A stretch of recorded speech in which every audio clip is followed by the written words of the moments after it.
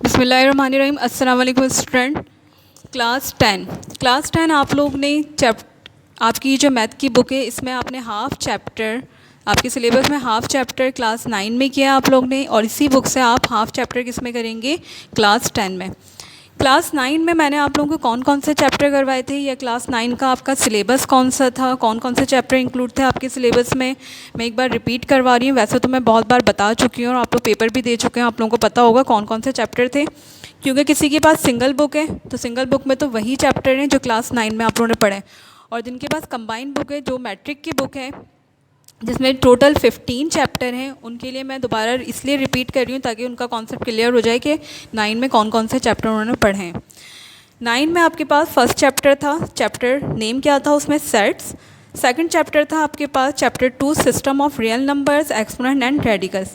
Third chapter था आपका log का, लोगैरिथम्स। फोर्थ चैप्टर था आपके पास अलजेब्रिक एक्सप्रेशन। 5 चैप्टर था आपके पास factorization, HCF, LCM, simplification and square roots.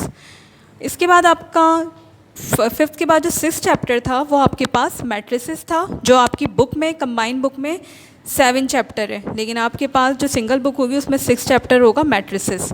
इसलिए मैं नेम भी बता रही हूँ ताकि आप लोगों को पता चल जाए कि 6 चैप्टर कौन सा है आपका। जो आपके पास 9 के सिलेबस में था वो मैट्रिसेस था।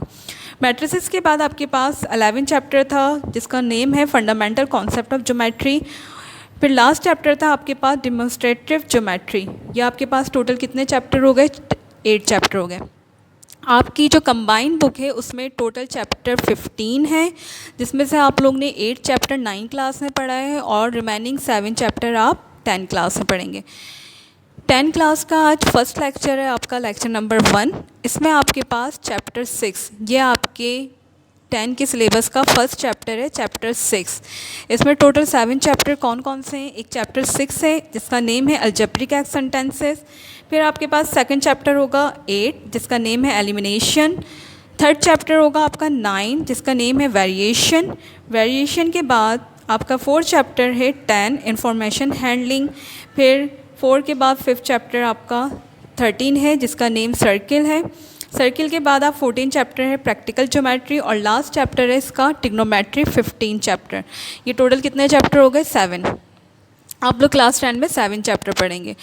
चैप्टर जो फर्स्ट चैप्टर है आपका जो सिलेबस का वो चैप्टर 6 है और इसका नेम है अलजेब्रिक 6 सेंटेंसेस। अलजेब्रिक सेंटेंसेस में आपके पास फर्स्ट एक्सरसाइज है एक्सरसाइज 6.1। 6.1 में आपको इसमें कह रहे हैं, क्वेश्चन जो है आपका इसमें कह रहे हैं सॉल्व द फॉलोइंग इक्वेशन को सॉल्व करना है। मैं आप लोगों को बहुत बार बता चुकी हूँ, 8 में भी, 9 में भी, और अब 10 में दोबारा बता रही हूँ कि सॉल्व द इक्वेशन का मतलब क्या होता है, वेरिएबल की वैल्यू फाइंड करना। अब वेरिएबल्स क्या होते हैं, वेरिएबल्स भी आप लोगों को पता होगा, कॉन्सेप्ट क्लियर करवा चुकी हूँ कि जो इंग्लिश अल्फ़ाबेट्स होते हैं इसको आप क्या कहते हैं, इसमें वेरिएबल्स कहते हैं। यहाँ पर आपके पास आपको क्वेश्चन में नज़र आ रहा होगा कि वेरिएबल्स क्या है, आपके यहाँ पे सिंगल वेरिएबल है एक्स। अगर आपके पास यहाँ पे डबल वेरिएबल होता, लेट सपोज एक्स के साथ वाई होता, तो मैं 2 वेरिएबल की वैल्यू फाइंड करती है, एक एक्स की भी करती है और फिर वाई की भी। अगर 3 वेरिएबल्स होते हैं, let suppose X Y Z या ए बी सी कुछ भी होता, तो मैं जितने वेरिएबल्स होते हैं उसकी उतनी ही वैल्यू फाइंड करनी होती है। यहाँ पे जस्ट आपके पास एक वेरिएबल है, वो वेरिएबल आपके पास क्या है, एक्स है। यह आपका क्वेश्चन नंबर 1 का सॉल्व द फॉलोइंग इक्वेशन का फर्स्ट पार्ट है। 6 divide by 2x minus 5 minus 4 upon x minus 3 is equal to 0। आपको पता है सॉल्व के बाद आप लोग अगेन क्वेश्चन राइट करते हैं, ये आपका क्वेश्चन हो गया। यहाँ पर आपके पास फ्रैक्शन में वैल्यू है, जब आपके पास फ्रैक्शन में वैल्यू और मिड में साइन माइनस हो तो आप क्या करते हैं, डिनोमिनेटर का एलसीएम ब्रेक करते हैं। आप लोगों को पता होगा ऊपर वाली वैल्यू को नॉमिनेटर कहते हैं और नीचे वाली वैल्यू को डिनोमिनेटर कहते हैं। डिनोमिनेटर में आपके पास वैल्यू क्या है, इसका एलसीएम कैसे ब्रेक करेंगे आप, आपके पास डिनोमिनेटर में वैल्यू क्या है 2x माइनस 5 और x माइनस 3, ये दोनों वैल्यू को आप एज इट इज़ राइट करेंगे। इसके बाद इसको करना क्या है, अगर आप चाहें तो वैसे ही क्रॉस मल्टीप्लिकेशन नहीं हो रही है, यहाँ पे एलसीएम के मेथड से हो रहा है, सेम डिनोमिनेटर को कैंसिल करवाएंगे। देखिए फर्स्ट वैल्यू का डिनोमिनेटर क्या है 2x माइनस 5 और इसका डिनोमिनेटर क्या है 2x minus 5। 2x minus 5 2x minus 5 से कैंसिल हो गया, आपके पास वैल्यू क्या बची x माइनस 3। ये जो x माइनस 3 होगी इसको आप इसके नॉमिनेटर से मल्टीप्लाई करवाएंगे। ब्रैकेट क्या शो करता है आपके पास, मल्टीप्लाई। तो 6 किससे मल्टीप्लाई होगा, x माइनस 3 से।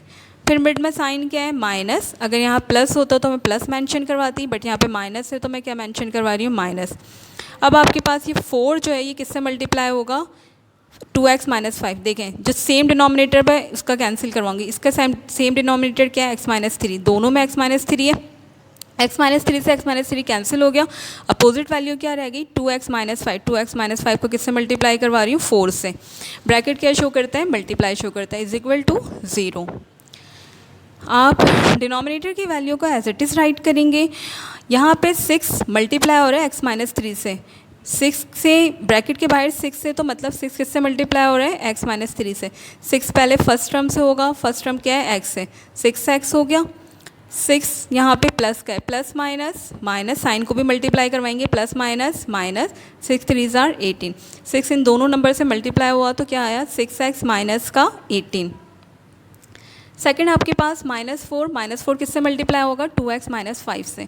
-4 जब 2 से होगा तो माइनस प्लस माइनस, क्योंकि 4 आपके पास माइनस है और 2 किसका है, प्लस का है, minus plus minus, 4 2 jar 8, minus minus क्या हो गया यहाँ पे, प्लस हो गया, 4 5 जार 20, और डिनोमिनेटर की वैल्यू को आप एज इट इज़ राइट करेंगे और इज इक्वल टू 0। ये जो डिनोमिनेटर की वैल्यू है यहाँ क्या हो रही है आपके पास, इक्वल की इस साइड पे क्या हो रही है, डिवाइड हो रही है, तो दूसरी साइड पे क्या हो जाएगी, मल्टीप्लाई।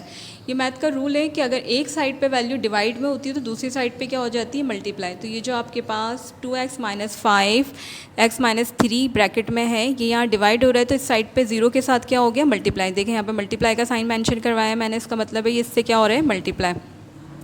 ऊपर वाली जो नॉमिनेटर की वैल्यू है उसे आप किस तरह से लिखेंगे, वेरिएबल x की वैल्यू को एक साथ लिखें। ये देखें 6x के बाद मैं क्या लिख रही हूँ, माइनस का 8x, दोनों x की वैल्यू से एक साथ लिखें। और जो कांस्टेंट किससे कहते हैं, जिसमें कोई वेरिएबल ना हो। आपके पास -18 और 20 प्लस का 20 क्या है, ये कांस्टेंट नंबर है।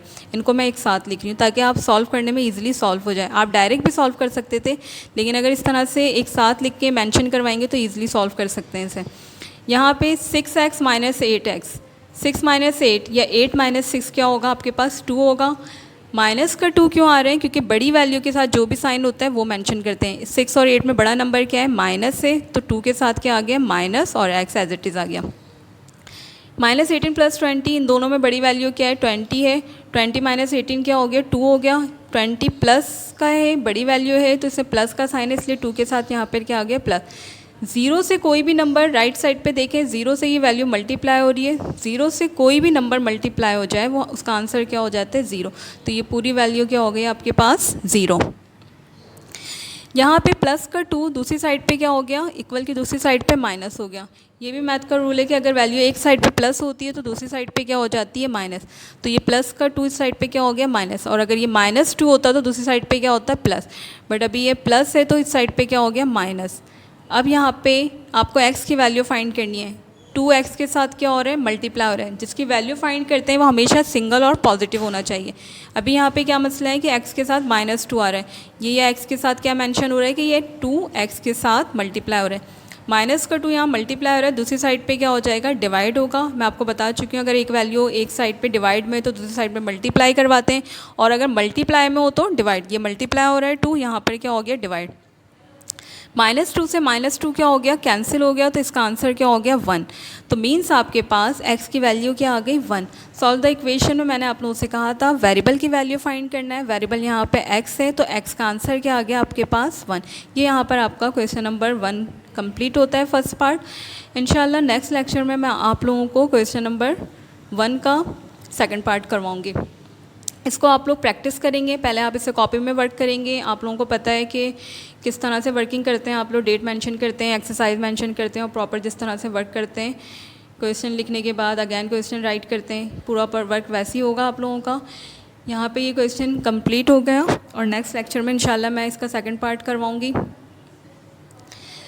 यहाँ पर 6.1 का पार्ट नंबर 1 आप लोगों के पास यकीनन न्यू कॉपी होगी, या फिर अगर 9 की कॉपी में पेज है तो उसमें स्टार्ट कर लें पोर्शन बनाकर, वरना फिर आप न्यू कॉपी परचेज़ करें और उसमें ये पूरी वर्किंग करें। अल्लाह हाफ़िज़।